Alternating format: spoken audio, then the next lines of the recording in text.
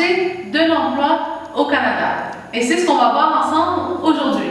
Quelles sont les réalités pour un travailleur étranger du marché de l'emploi canadien? On démarre. Donc, tout d'abord, sachez que le marché de l'emploi au Canada, il est très dynamique. Surtout depuis qu'on est en pleine récupération de la COVID-19. Donc, il y a un bouleversement de plusieurs secteurs d'activité au Canada. Et là, c'est le meilleur moment que jamais de postuler à différentes offres d'emploi au Canada. Pourquoi? Parce que la balle est dans le camp des travailleurs. Les employeurs canadiens, je ne veux pas dire désespérés, mais ils sont vraiment à la recherche de travailleurs.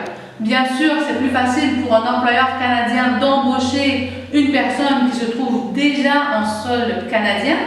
Ceci dit, de plus en plus de recruteurs et d'employeurs se tournent vers l'étranger pour recruter des travailleurs qualifiés comme vous.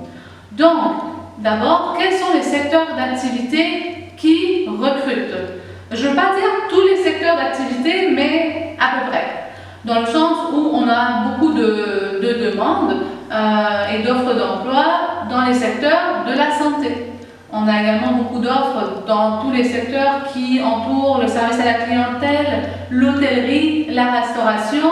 On a également des offres dans la construction, le BTP, le bâtiment, tout ce qui est administration, management également.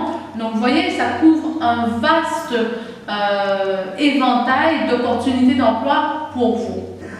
Donc si vous êtes par exemple ingénieur, vous êtes tout à fait dans la catégorie des travailleurs qualifiés. Bien sûr, il faut toujours se référer aux consultants en immigration pour s'assurer que votre profil est bel et bien admissible.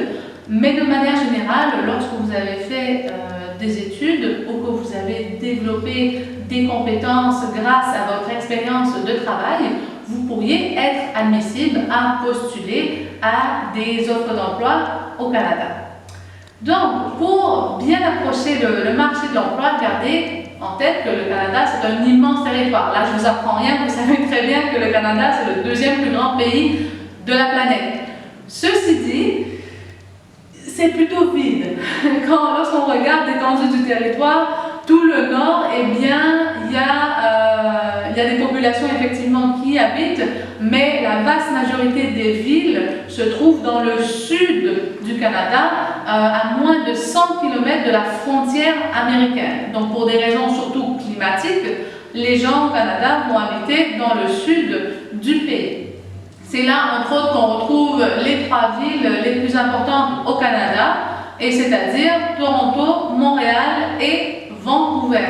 3 villes bien différentes les unes des autres, mais qui offrent sans doute d'excellentes opportunités d'emploi pour vous.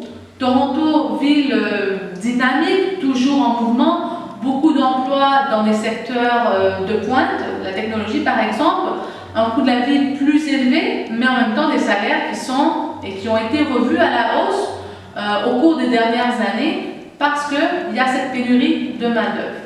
On a ensuite Montréal, deuxième ville du Canada, ville francophone. Dans la réalité des choses, Montréal est une ville où on parle également assez couramment anglais. Donc si vous parlez français et anglais, c'est assurément un avantage pour vous lorsque vous postulez sur différentes offres d'emploi. Ensuite de ça, on a Vancouver. Là, on a à Vancouver les loyers, donc les appartements sont un peu plus chers, mais en même temps, les salaires sont plus élevés. Et là, effectivement, on est sur du recrutement permanent dans différents secteurs d'activité pour combler à la pénurie de main-d'œuvre, non seulement à Vancouver, mais également dans les environs, parce qu'il y a autour de ces grandes villes, Toronto, Montréal et Vancouver, tout autour, il y a des agglomérations qui ont également besoin de recruter.